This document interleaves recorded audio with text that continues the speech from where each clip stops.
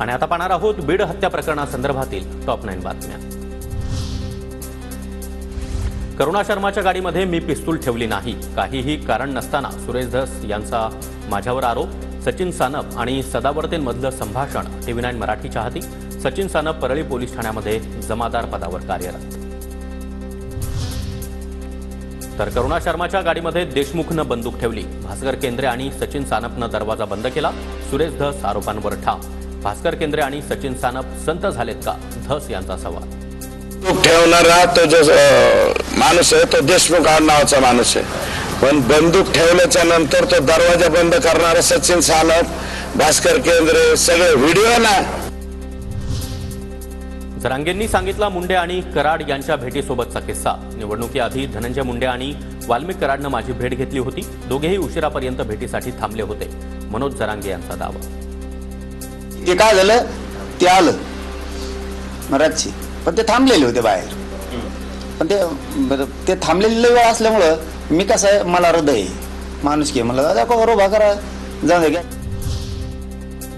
वाल्मिक कराड नाशिकच्या कोणत्या हस्तरेषा तज्ञाकडे गेला होता, तृप्ती देसाई यांच्या दाव्यानं खळबळ।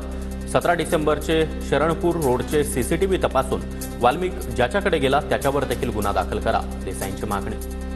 वाल्मिक कराड हा फरार असताना की 17 तारखेला तो दिंडोरी आश्रमातून निघाल्यावर नाशिक शहरामध्ये शरणपूर रोडला हस्तरेषा तज्ञांकडेही तो गेलेला होता। अंजली दमानी यांची उद्या पत्रकार परिषद। भ्रष्टाचाराचे पुरावे पाहून मुंडेंच्या मंत्रिपदाचा राजीनामा मिळेल अशी अपेक्षा। गेले 4 दिवस त्यांच्यावर काम केलंय, दमानी यांचा ट्विट। पुरावे नष्ट करण्यासाठी आरोपी कृष्णा आंधळे फरार। आरोपींविरोधातले पुरावे नष्ट झाल्यास सर्वस्वी जबाबदारी यंत्रणेची, धनंजय देशमुख आक्रमक। त्याच्यात जे त्यांनी पुरावे नष्ट केलेले असतील किंवा करणारच आहे तो, त्यामुळे तो फरार आहे, तो शोधत नाही, तर याची सर्वस्वी जबाबदारी ही प्रशासनाची असेल असं देशमुख कुटुंबियातर्फे मी सांगतो।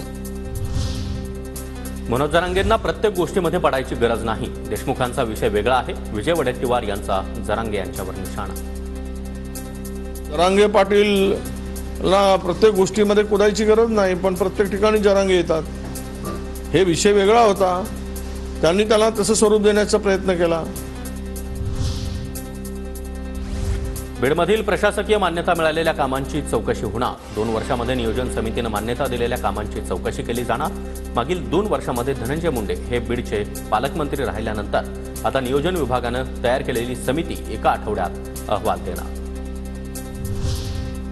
धनंजय मुंडेंची खुर्ची गेली तरी संधी मिळेल याची भुजबळ वाट पाहत असतील। सर्वच जण एकाच माळेचे मणी। अंजली दमानी यांची राष्ट्रवादीतील नेत्यांवर टीका। मला भुजबळांबद्दल काहीच म्हणायचं नाही, ते बहुतेक वाट बघत असतील की धनंजय मुंडेंची खुर्ची गेली तर मला ती मंत्रिपद मिळेल, तर त्यांच्याबद्दल मला काहीच बोलायचं नाहीये।